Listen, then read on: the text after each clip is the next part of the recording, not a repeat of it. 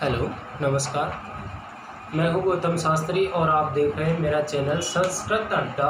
और उसका by production के लिए मैं आया हूँ गौतम शास्त्री। और नेक्स्ट चैप्टर में हमने बात कर ली थी कि जिस प्रकार से हमने पतंजलि के बारे में बात की, पाणिनि जी के बारे में बात की, कात्यायन के बारे में बात की, और उन महर्षियों ने जो संस्कृत व्याकरण हमें उपलब्ध कराई है उसके बारे में हमें पता चला और उनके विवरण का हमें अनुमान लगाया कि उनका जन्म कहाँ हुआ, उनका जो प्रेफरेंस कृतियाँ कौन कौन सी थी उनका हमें पता लगा। नेक्स्ट चैप्टर में हमने जो देखा कि हमने नेक्स्ट चैप्टर में उनके प्रत्याहारों के बारे में जानकारी हासिल की, और प्रत्याहारों के बाद में हमने क्या देखा कि प्रत्याहार बनाने के बाद में जिस प्रकार से व्याकरण को संसार के जगत में हमारे तरह फैलाया गया है, तो हम बात करते हैं आज उन्हीं चैप्टर के अगले चैप्टर में कि अगले चैप्टर में हम पढ़ेंगे प्रयत्न। प्रयत्न यानी यत्न। यत्न का मतलब क्या होता है? प्रयास करना।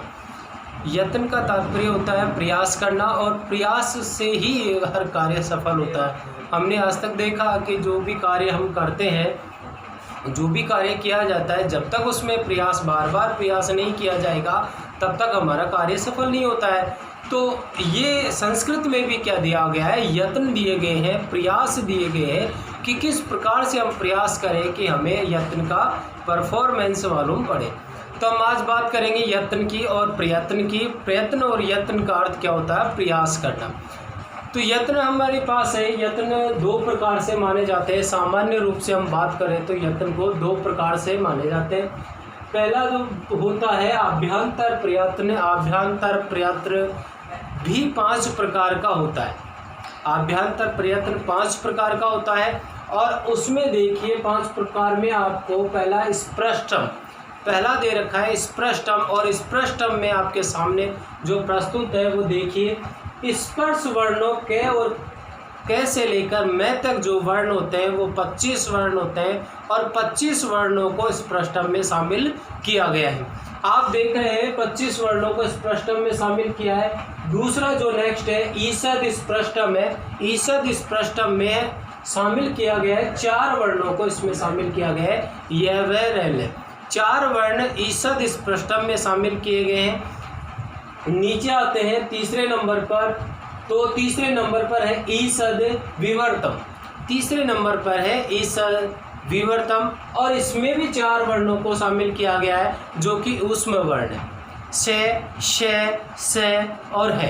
ये 4 वर्ण क्या है? ऊष्म वर्ण है। मैंने पहले बताया था आपको कि इनको उच्चारण करते वक्त अपने अंदर की जो गर्म वायु है वो एक साथ बाहर की ओर निकलती है, तो ये ऊष्म वर्ण कहलाते हैं 4। विवर्तम की बात करें तो स्वर वर्ण, जितने भी स्वर वर्ण हैं, जो अष्टाध्यायी में स्वर वर्ण 9 स्वर वर्ण माने गए हैं, और 9 स्वरों का यहाँ पर उच्चारित किया गया है। समवर्तम की बात करें तो समवर्तम में रीस्व स्वर, रीस्व ए को प्रयोग की दशा में ही प्रयोग लिया जाता है, बाकी कोई प्रयोग नहीं लिया जाता है। अब बात करते हैं हम बाह्य प्रयत्न की। बाह्य प्रयत्न का हम एक छोटा सा ट्रिक देख लेते हैं, विश्वसंगीन। बाह्य परिवर्तन के एक छोटा सा ट्रिक है विश्वसंगीन। विश्वसंगीन से हम इसके सारे जो वो आधे से ज़्यादा हम इसके जो प्रकार है वो पढ़ पाएंगे। विश्वसंगीन में देखते हैं कि वि से क्या बनता है? विवाद। से क्या बनता है? श्वास। और आ से क्या बनता है? अघोष। ठीक है, विश्व का ये अर्थ हो गया। संगीन में देखते हैं सम का संवार, घी का घोष, और ने का नाद। क्या हो गया? संगीन। 3 ऊपर के पढ़ लिए हमने, 3 नीचे के पढ़ लिए। अब 4 आपको याद करने होंगे, अल्प प्राण, महाप्राण, उदात, अनुदात और स्वर। ये 4 आपको कंसल्टली याद करने पड़ेंगे। ठीक है, ये तो आपको जनरली अगर आप 1-2 बार इनको अगर रिवाइज करोगे तो ये आपको डेफिनेटली याद हो जाएंगे। देखते हैं विवार, श्वास, अघोष, संहार, नाद, घोष, अल्प प्राण, महाप्राण, उदात, अनुदात, त्वरित। ये स्वरित, ये 11 प्रकार से बाह्य प्रयत्न होते हैं, बाह्य प्रयास होते हैं। देखते हैं हम नोट में मैंने डाला था, उससे पहले हम बात करें विवाह, श्वास और अघोष, ये तीनों का एक मैटर होता है। तीनों में कौन से वर्णों का प्रयोग होता है वो देखिए। तीनों में वर्ग का पहला दूसरा वर्ण, तीनों में वर्ग का पहला दूसरा, जैसे क वर्ग है तो क वर्ग का क और ख, दो वर्ण तो इसमें आएंगे, ठीक है। वर्ग कितने होते हैं? 5 वर्ग होते हैं। व्यंजन में कितने वर्ग होते हैं? 5 वर्ग। और 5 वर्गों का जो पहला और दूसरा वर्ण है वो किस में आता है? विवाह, श्वास और अघोष। और श 3 वर्ण, ये कुल मिलाकर जो 10 वर्ण, तो वो 5 जो वर्ग होते हैं, 5 वर्ग के 10 वर्ण हो गए, और 3 वर्ण श, तो कुल कितने वर्ण आते हैं इसमें? 13 वर्णों का इसमें प्रयोग किया जाता है। समवार, नाद, घोष की बात करें तो वर्ग का तीसरा, चौथा, पांचवा वर्ण, जो 3 वर्ण जो बचे हुए, तीसरा, चौथा, पांचवा वर्ण, ये तीनों वर्ण किस में आते हैं? समवार, नाद, घोष, ये तीनों वर्ण इसमें आते हैं। और उसके साथ ही है, यह, वह, रह, ल, ये 4 वर्ण भी इसके, 5 वर्ण भी इसके साथ प्रयोग में लिए जाते हैं। तो देखो जो 3 वर्ण है उसको 5 वर्गों से मल्टीप्लाई किया जाए तो 15 वर्ण हो गए, और 5 वर्ण ही हो गए। कुल कितने वर्णों का प्रयोग किया जाता है इसमें? 20 वर्णों का प्रयोग होता है। ऐसा नहीं है कि तीनों में ही प्रयोग होता है, एक में भी 20 वर्ण, दूसरे में भी 20, तीसरे, यानी ये बराबर प्रयोग में लिए जाते हैं। अल्प प्राण की बात करें, अल्प प्राण वो कहलाते हैं जो कि बोलने में अल्प वायु का प्रयोग किया जाता है। देखिए क अल्प आवाज में बोला गया, ग, न, ठीक है। अगर जो बोलने में जो वायु का प्रयोग ज़्यादा हो वो क्या होते हैं? दीर्घ वर्ण या महाप्राण कहलाते हैं। तो अल्प प्राण में वर्ग का पहला, तीसरा, पांचवा, यह, वह, रह, ल, ये कुल मिलाकर कितने वर्ण हो जाते हैं? 15 और 4 कितने हो गए? 19 वर्णों का प्रयोग किया जाता है।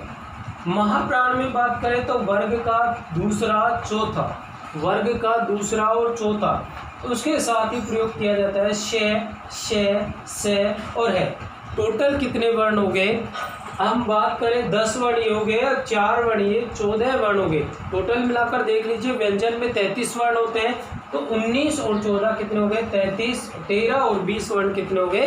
33। टोटल कुल मिलाकर व्यंजन में 33 वर्ण है, और 33 वर्णों का इस प्रकार से प्रयोग किया जाता है। नीचे हम बात करते हैं उदात्त की। उदात्त, अनुदात्त, स्वरित, इन तीनों में सिर्फ स्वर का 9 स्वरों का प्रयोग किया जाता है। इन तीनों की अगर बात करें तो 9 स्वरों का प्रयोग किया जाता है। प्रत्येक में 9 स्वरों का प्रयोग किया जाता है। जैसे उदात्त में 9 के 9 स्वर, अनुदात्त में 9 स्वर, स्वरित में 9 स्वर, इनमें स्वरों का प्रयोग किया जाता है। अगर नोट में हम देखें तो प्रत्येक वर्णों का बाह्य परिवर्तन 4 प्रकार से होता है। कितने प्रकार से? 4 प्रकार से। देखिए अगर हम क की बात कर ले तो क के 3 तो ये हो गए और 1 ये हो गया। अल्प प्राणी 4 प्रकार से इनका प्रयोग किया जाता है। अगर हम बात कर ले ख की तो ख में भी क्या हो गया? 3 तो ये हो गए और 1 महाप्राण हो गया, तो कितने हो गए? 4 प्रकार से इनका प्रयोग किया जाता है। ई वर्ण का प्रयत्न भवति, ई वर्ण 4 प्रकार से, ई वर्ण का प्रयोग भी कितने प्रकार से होता है? 4। ई वर्ण का प्रयत्न भवति, ई वर्ण का प्रयत्न भी कितना होता है? 4। ठीक है, ई वर्ण का। हाँ, और हम बात करते हैं प्रत्येक स्वरों के बाह्य परिवर्तन की बात करते हैं। बाह्य परिवर्तन, बाह्य जो परिवर्तन होते हैं वो 3 प्रकार से होते हैं स्वरों के, उदात्त, अनुदात्त और स्वरित। और ई वर्ण का अगर प्रयत्न देखें तो 4 प्रकार से होते हैं, उदात्त, अनुदात्त, स्वरित, और एक ऊपर चलिए कौन सा? विवर्तन। कितने प्रकार से हो गए? 4 प्रकार से इनको शामिल किया जाता है। स्वर और व्यंजन के अभ्यंतर परिवर्तन की बात करें, स्वर और व्यंजन के जो अभ्यंतर परिवर्तन की बात करें तो एक एक प्रकार से ही होते हैं। जैसे स्वर क की बात करें तो एक ही होगा, स्पष्टम। अगर स्वर य की बात करें तो ईषद स्पष्टम। अगर स्वर से की बात करें तो ईषद एक एक बार ही प्रयोग में लिया जाता है। नेक्स्ट में आइए इधर, संज्ञा, सूत्र, निष्पन्न यानी उत्पन्न होने का और पहचान की बात करते हैं।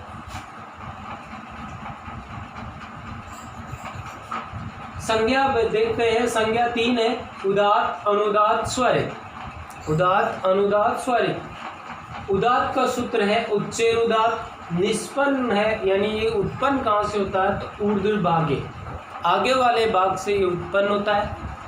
और पहचान क्या है, ए, ई, उ और इनके आगे कोई चिन्ह नहीं होता है, इनके आगे पीछे किसी प्रकार का कोई भी चिन्ह नहीं होता है।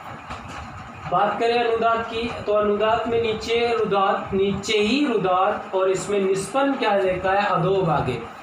ये अधोभागे बीच वाला जो भाग होता है उससे उत्पन्न होता है। और इसके जो निशान की बात करें, पहचान की बात करें तो ए, ई, उ और क्या होते हैं, नीचे आड़ी रेखा खींची हुई होती है। जो ये वर्ण है, जो ये स्वर है 3, उनके नीचे आड़ी रेखा बनी हुई होती है।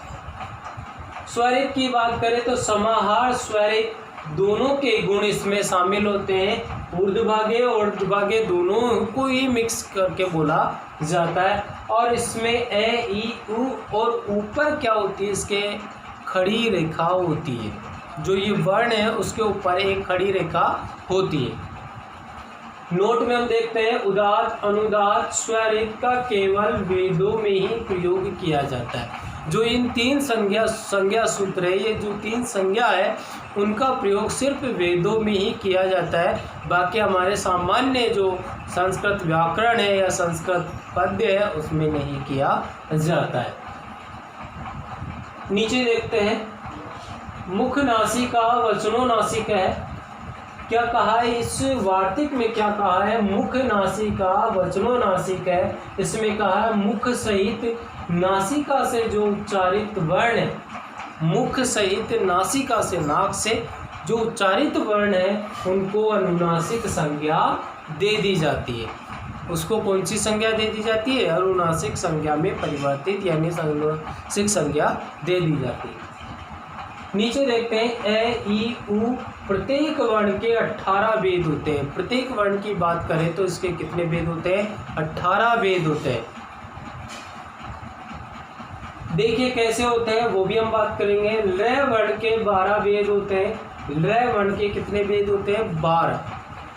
नोट में हम देखते हैं उदात्त, अनुदात्त तथा स्वरित के भेद से 9 प्रकार का, स्वरित के भेद से कितने प्रकार के, 9 प्रकार से। ऋस्व, दीर्घ और पलुप्त संज्ञक जैसे अच यानी स्वर, पुनः अनुनासिक या अन्य अनुनासिक के भेद से 2 प्रकार का हो जाता है। यानी पुनः यानी दोबारा कौन से प्रकार के हो जाते हैं, अनुनासिक और अन्य अनुनासिक के भेद से 2 प्रकार के हो जाते हैं। देखो किस प्रकार से, ए, ई, उ, ठीक है। री बात करते हैं हम, री की भी बात कर लेते हैं यहाँ पर। री, ए, ई, उ, री वर्ण के भेद 18 होते हैं। कितने भेद होते हैं, 18। देखो किस प्रकार से, ऋस्व 6, दीर्घ भी कितने होते हैं, 6, और फलुप्त भी कितने होते हैं, 6। ये तीनों 6 होते हैं। टोटल कितने हो गए, 18। और 6 किस प्रकार से होते हैं हम नीचे बात करते हैं। उदात्त, जैसे हमने बात किया पुनः अनुनासिक और अन अनुनासिक हो जाता है, यानी उदात्त भी 2 प्रकार से हो जाते हैं, अनुनासिक वर्ण और अन अनुनासिक वर्ण। यानी ये जो वर्ण है वो अगर अनुनासिक इसमें आ रहे हैं तो वो अन अनुनासिक में भी आएंगे, यानी डबल हो जाते हैं। अनुदात्त में भी ये वर्ण क्या हो जाते हैं, डबल हो जाते हैं। और स्वरित में भी क्या हो जाते हैं, डबल हो जाते हैं, अनुनासिक और अन अनुनासिक में शामिल हो जाते हैं। उसी प्रकार दीर्घ वर्णों की बात कर ले, ये तो क्या है, ऋस्व वर्ण। और दीर्घ वर्णों की भी बात कर ले, जैसे ए, ऐ, ओ, औ।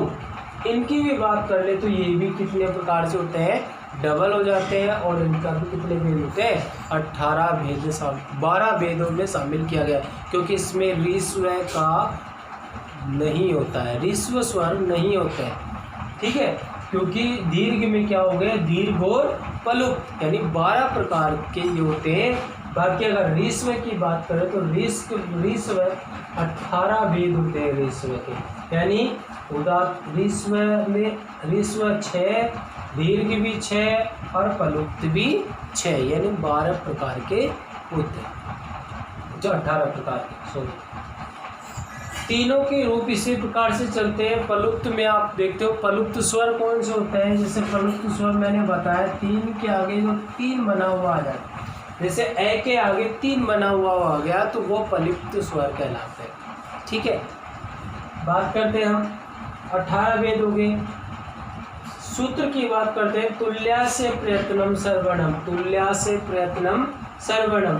क्या कहा है कि तालु स्थान अथवा अभ्यंतर पर्यंत, देखो वापस देख लीजिए, तालु स्थान अथवा अभ्यंतर प्रयत्न जिस वर्ण के समान होते हैं उसकी सवर्ण संज्ञा होती है। उसकी कौन सी संज्ञा होती है, सवर्ण संज्ञा होती है। नीचे हम बात कर लेते हैं कि जैसे ए और आ, ए को देख लेते हैं, ए कहाँ से बोला जाता है, कंठ से। प्रयत्न क्या होता है, विवर्तम।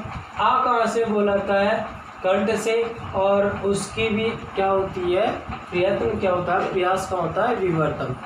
विवर्तम प्रयास होता है, तो यानी दोनों की ही कंडीशन क्या है, सवर्ण है, समान कंडीशन है, क्या है, समान। इस समान होने के कारण इसको सवर्ण की संज्ञा दे दी जाती है। बात करें री और र की सवर्ण संज्ञा होती है, री और र की क्या होती है, सवर्ण संज्ञा होती है। री तथा र प्रत्येक वर्ण की 30-30 संज्ञा होती है। री और र जो वर्ण है उसकी प्रत्येक की 30-30 संज्ञा होती है।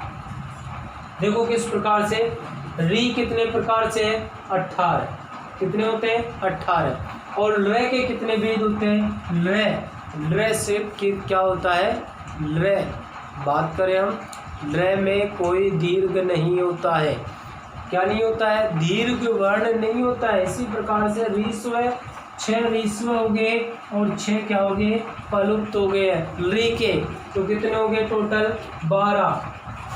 हम री की बात करें तो री के कितने हो गए, 18। और ल के कितने हो गए, 12।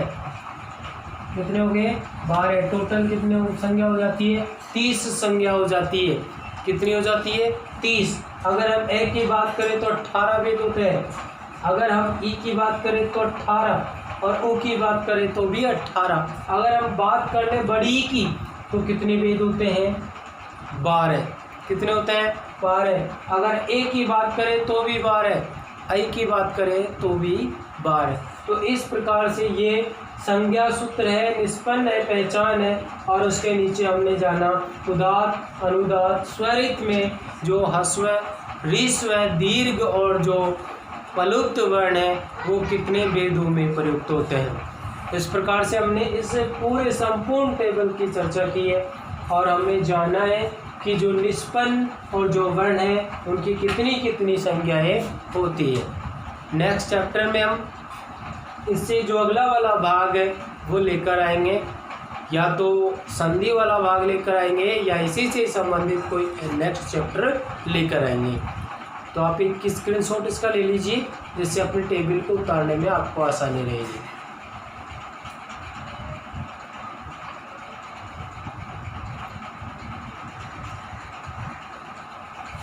और इसको टेबल पर सिर्फ आपको रखने का ही काम नहीं करना है, इसको उतार कर इसको 1-2 बार रिपीट करना है। रिपीट करोगे जब ही आपको ये समझ में आएगा। अगर फिर भी नहीं समझ में आए तो आपको मेरे यूट्यूब चैनल के नीचे आपको मोबाइल नंबर मिले हुए हैं, आप कॉन्टैक्ट करके मेरे से बात कर सकते हैं जो चीज़ नहीं समझ में आ रही है आपको, ठीक है। तो ये पढ़ने का काम तो आपको करना पड़ेगा, पढ़ाने का काम मेरा है, लेकिन पढ़ने का काम तो आपको करना ही पड़ेगा। नेक्स्ट चैप्टर में हम फिर मिलेंगे, तो